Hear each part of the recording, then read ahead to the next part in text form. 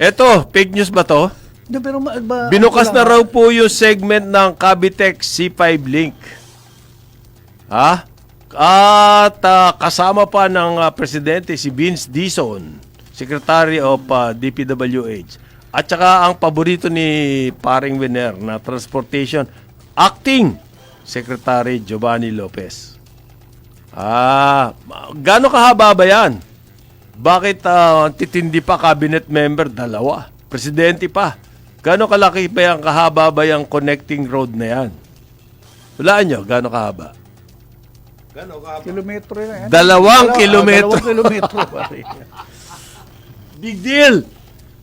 Tapos ang mga press release will significantly improve the movement of people and goods, reducing travel costs and easing traffic congestion during peak hours. Yan o. Dave Gomez, ayan ang fake news oh. Huwag ka na maghanap sa iba. Dapat dalawang sentence lang yan eh. Hindi. Pare, 5 taon delayed na to. Kaya nga, dalawang sentence lang yan, sabi niya. Finally. Panahon pa to ni Babe Singson. Kaya nga dapat ang sabi doon, finally, after 15 years, ito na yan. And thank you, etc. We will open more. Yan. Hindi eh. Significantly improve the movements of people. Reducing travel costs, easing traffic congestion. 2 kilometro? Significantly. Galing nyo. Yan ang mga fake news. Ito ba? Ha? Ayos na raw po tayo, sabi ng top executive ng Maharlika. Ang pangalan nito?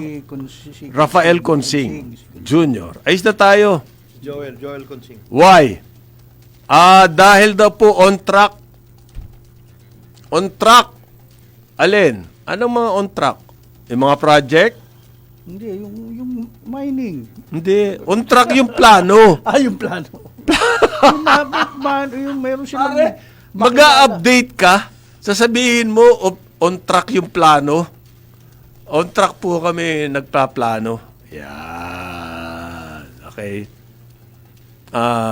On track and focused. We are not slowing down. We are not slowing down in what? In making plans. Pero hindi niya sinabi. Ha? Mahina ka sa corporate speak eh. Oh. We are responding with highly strategic and calibrated capital. Ang Mitsubishi raw, gagawa na ng hybrid assembly plant. Dito. Sa Laguna. At siya pa nag-announce. No need. At press statement. Alam mo kanina. Kasi may utang tayo sa Mitsubishi. Sabi ng Mitsubishi, may utang tayo, yung tax incentives nila, binito ni BBM. Sabi ng Mitsubishi yun. Sila may utang sa atin. Ang laki na ng kanilang mga rollout na hindi nangyari. Bakit? Tama. May rollout, mayroon silang programa for incentives eh. Hindi naman nangyari lahat yun. So, puro claim lang yun. Claim yun. Hindi verified claim. Wala. Ko naman. Oo. Pag nag-claim yun, yun na yun.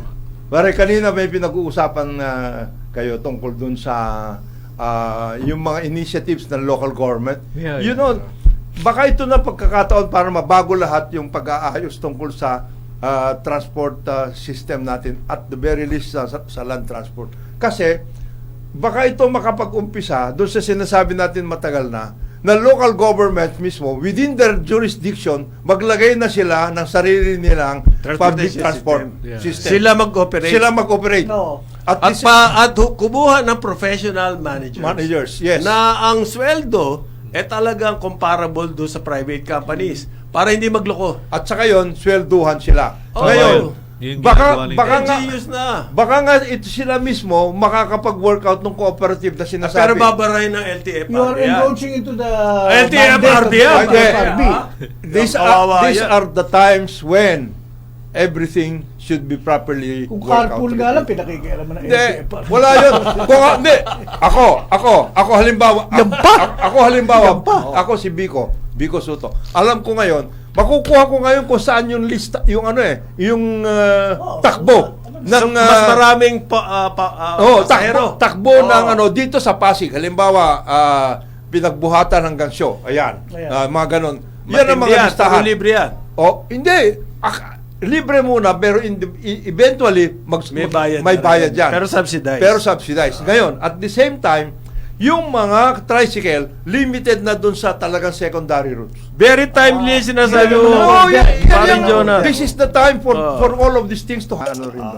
So ito, alam mo, ang pinaka-immediate, sa tingin ko lang, there are two immediate things that can be done. And government can do it without violating any rules, etc., law, or whatever. Number one, yung pera nandiyan na nabinbin sa inyo, lalo na sa infrastructure, let the money flow specifically into targeted areas. Production areas, For example, kung halimbawa, may nakabinbin dyan na pag-aayos ng irrigation canal, labas nyo na yung pera nyo.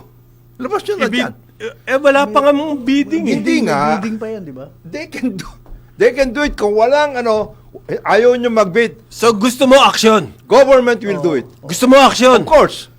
Ayaw mo ng words. Mas mabilis pare yung words. Masarap bang kainin ang words? Ang hirap. Manamis-namis ba yung words? Number two, yung sinasabi ni... Si ano naman, si Balisakan. Yung sinabi ni King, pare. Ni King of Yung the sinabi niyang King, huwag ka na maghintay, boss. Identify... Series of intervention, ayaw mo ba yun? Meron kang 31 billion pesos for farm to market. Identified naman yung mga productive areas. Productive hindi yung mga galing ka sa pier, papunta ka sa warehouse, hindi yun. Import yun Ikaw naman Hindi yan. Tatamaan mo na naman Boss, hindi yan farm to market road. Hindi. Hindi yan. Pier to warehouse to market. yan. Wala yan. Pier to warehouse road. Hindi yan kasama. Ayan. In other words... At alam na nila kung ano yung mga... yung mga let the money flow. areas na yun. In other words, let the money flow. Let the nandiyan na pera flow. Huwag ka na maghintay. Ngayon, kung walang gusto mag-bid, sabihin mo, walang gusto mag-bid po dito. Ito na. I will select a contractor. Ayan. Yan na. Hindi siya makukuha. Ano yung pangalawa? Ano yung pangalawa mo? Let the money I-release flow. nyo na po yung I-release mga nyo. kailangan ni construct. Lalo na yung infra kasi importante yan. Kasi Irrigation, irrigation, processing, farm to market, whatever. post-harvest. Yan, lahat yan. Yung processing po kasama dyan. Yung milling. Mga ganon. Okay? Pati sa aquaculture. Kanina mayroong report, sina John, sina Drew, na itinapon yung mga tamban, etc. Balik sa dagat. Kita mo. Sardines. Sardines sa katamban. Bakit nyo babalik? Yung ba ng tama yung sinasabi nila Bakit hindi nyo na lang dinaing yan or whatever? Anak ng tokwan naman. Ang laking bagay nito. Sabi daw po ni Executive Secretary Ralph Recto, tatanggalin na raw ng gobyerno yung unnecessary checkpoints. Whether or not may crisis, hindi kailangan niyang unnecessary checkpoints. So, ibig niyo sabihin, pagkatapos ng crisis, ibabalik niyo yung unnecessary checkpoints? Brilliant! Galing. Yun daw po mga ports will be decongested. Dapat matagal mo na decongest. Kahit po may crisis o walang crisis, hindi dapat nangyayari congested ang mga ports. Para daw po mabawasan ang transportation cost. Yan. Unnecessary checkpoints. Alam mo, Kamo, may kausap ako. Alam mo, pare, sabi niya, titiisin na natin kung naging 140, okay. Kung ang gobyerno ang nakakuha yung bulk, nung kita. Nung windfall. Okay na yan kasi ang gobyerno, pwede natin sabihin, pwede natin sila mag-subsidize and everything. Mga programa dito, kaliwat kanan, sa health, sa education. Baka matitiis na natin yan. Pero hindi natin, wala Wala Kung kanino napunta yon, hindi natin alam. Yung windfall. Sigurado pong may windfall. Ay, nako. Ngayon, sana kung paano natin aatakihin yon, hindi alam. Kaya yung ating Energy Secretary sinasabi, huwag kayo umasa na bababa. Galing! Sinundan pa sa niikot. Ni Petilla. Hindi talaga wala. Hindi. Wala In-interview Hindi rin talaga kanina mababa. rito sa programa natin. Interview rin Oo kanina. nga. Ganon din. Ganon din ang kanyang statement. Yun na nga yung sinabi ni Recto, mitigation measure. Ang mitigation measure niya, Wala yung no unnecessary necessary checkpoints. Decongest the ports. Mitigation ba yan? Dapat po araw-araw yan ang ginagawa natin eh. Hindi mitigation yan. The best example is yung sinasabi ko, 140 versus 95. Kasi yung ASEAN, mga 95 ang kanila eh. Oo. 90, 95 sila. Tayo nag-140. So you are talking about 50 pesos na difference. Ngayon, ang sinasabi sa atin, dahil daw bumaba ang yung peso-dollar rate, anak ng wedding. Maski na pa, bumaba pa yon. Hindi ganyan kalaki ang differentiation. Eto pa, oh, dahil daw doon sa truce, baka mag-rollback ng diesel. Alam mo magkano? 3 piso.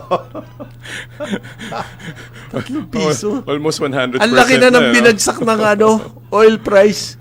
Sa 3 piso. World daw- market, no? World market. Bumagsak yan daw na. po ang sabi ng unnamed sources. Ayan, sources. Okay. Mamaya hingan natin pa rin, Conrad. Si Kong Mark, si Mark.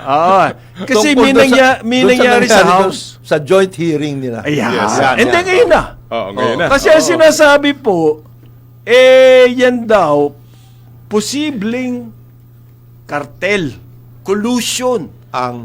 Si Balisacan, ang sinabi, Ang sinabi po ni Balisacan, actually, they are actually a cartel. Acting like a cartel, hindi na. Cartel talaga sinabi. They are actually a cartel. cartel. Sabi ni Balisacan. Yung mga member ng House, totoo ba to?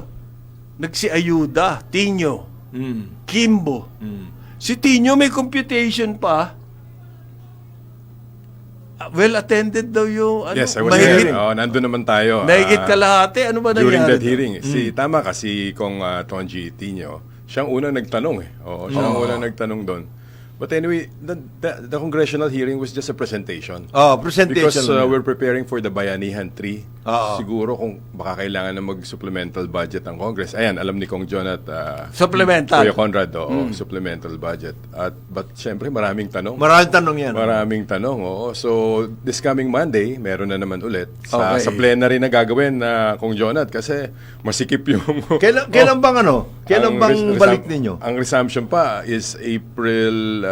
May 4 pa. May Kong 4. Jonat. 150 raw ang nag-attend. Oo. Hindi, kaya nga sinasabi ni Kong. Ano yun? Nagkasya ba yun sa committee? Hindi, online yung iba. Online Ah, din. yung online Online, yung iba. online. Oo. Maraming umattend online. But definitely... Ganon kasidhi itong na to, issue na to. Yes, oo. Tama-tama yung ginagawa ngayon ng pinag-aaralan na. Yung kartel, ano ba talagang... Sinabi ba talaga ni Secretary Balisacan yun? Quoted siya eh. Ganon? Kung Conrad, Kuya Conrad, Kung Jonat, pag pinag-aralan nyo, ang pricing ngayon ng ating fuel, hindi nyo mapapansin ang Petron, less than 10 pesos sila sa average. Aha. Walang nakakaalam, walang Sila. masyadong nakakapansin ito. Sila Because yun. they buy crude oil mas cheaper kasi may refinery sila. But come to think of it, yung maintenance and operating nila dun sa refinery nila, mas malaki yun kasi sila lang ang refinery dito. Bakit kaya nila yon? Bakit? Oo. Is it the love for country or Well, kasama na siguro. Oo. Pero, patriotism ba yan? Oo. Hindi, ang Petron kasi, unlike many of the others, mayroon silang mga forward contracts. Hindi eh. Ang point ni Tino, Mayroon sila. hindi lang ngayon yung overcharging. Matagal na yan. Matagal na. Okay, yung sinasabi ko sa inyo, noong last year, Ganyan na yan. ang oil price on the average sa buong mundo bumagsak ng more than $10. 13 yung computation eh. Nung isang nabasa kong analysis. Pero ang ating presyo ng diesel pataas. per liter, Tumaas. nung taon na yun, as of November 24 pesos per liter na ang increase. Oo. Yun Noong ang- December, nag-increase pa. Yun ang sinasabi ni Kong Tonchi kasi yung last 3 report ng DOE hindi kasama doon sa mga sinubmit nila. But anyway, ang magandang nangyari doon, nung tinanong ni Kong Joel Chua, si Secretary Garin, meron bang overpricing? Oo. Ang sabi ni Secretary Garin, wala. Kasi Nako. ang PNOC bumili ng sariling langis na. Oo. Oo. So nag-stockpile na Paano PNOC exploration. Eh di pa pakita niya kung